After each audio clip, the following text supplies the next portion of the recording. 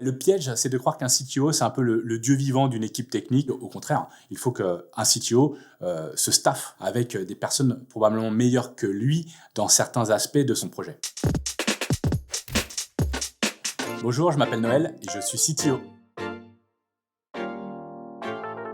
L'avantage dans cet univers-là, c'est que le parcours scolaire n'est pas super important. On va pas forcément regarder si la personne a un bac+5, bac+4, on va surtout regarder ce qu'il sait faire et ses expériences qu'il a eues avant ça.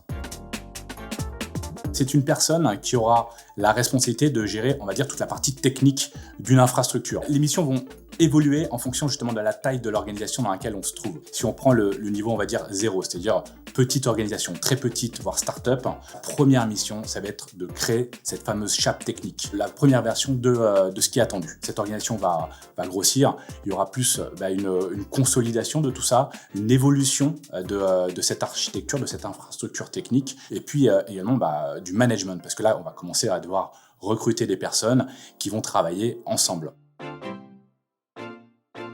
Le travail d'un CTO, c'est de travailler dans un univers digital ou qui se digitalise.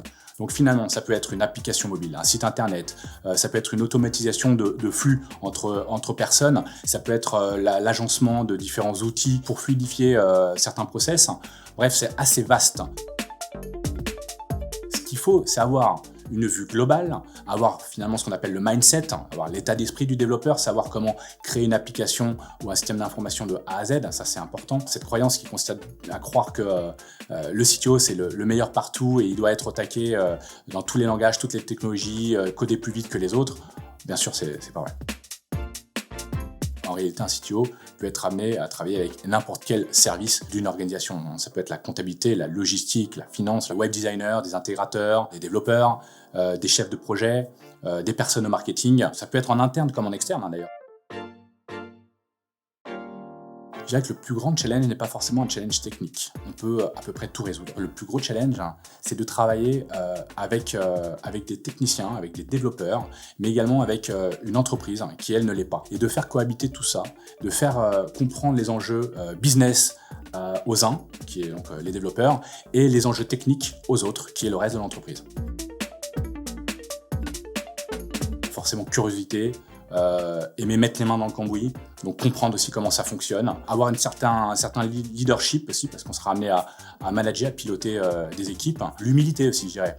On peut se tromper, on se trompera, on ne connaît pas tout, et ça, il faut l'admettre. Prendre du recul. Je dirais presque que c'est la qualité la plus importante. Le métier d'un CTO ne doit pas être que drivé par la technique. Il faut justement savoir prendre du recul et faire les bons choix qui permettent de bien choisir l'outil ou la solution envisagée versus les enjeux business qu'il y a derrière. Au tout début, quand le CTO est junior, il faut compter entre 60 et 80 cas par an. Quelqu'un qui a un peu plus d'expérience, 80 cas à 110 KE par an. Et puis après, bien sûr, il n'y a pas trop de limites. Je dirais que ça peut très facilement atteindre les 150-200 KE par an en fonction forcément de l'envergure du projet, de la taille de l'entreprise et de l'expérience de la personne. Je pense qu'il ne faut pas voir l'évolution comme une évolution verticale, à savoir développeur, puis après chef de projet, puis après CTO, puis après CTO, d'autres postes. CTO, on peut vraiment le faire pendant de nombreuses années. Les missions, les structures, les entreprises font que le périmètre et les enjeux sont complètement différents. Je ne vais pas forcément avoir de site référent en la matière, parce que c'est en perpétuelle évolution et ça change assez vite. Par contre, je dirais que l'équipe, c'est une source de mise à jour en fait, puisque les infos vont venir naturellement et ça sera au CTO de récupérer ces informations-là pour aller les creuser, les comparer et en savoir un peu plus. Je recommanderais ce métier-là à des gens qui ont envie de créer et de mettre les mains dans le cambouis. Vraiment, donc faut aimer coder, ça c'est un fait, mais également manager, partager et piloter des projets.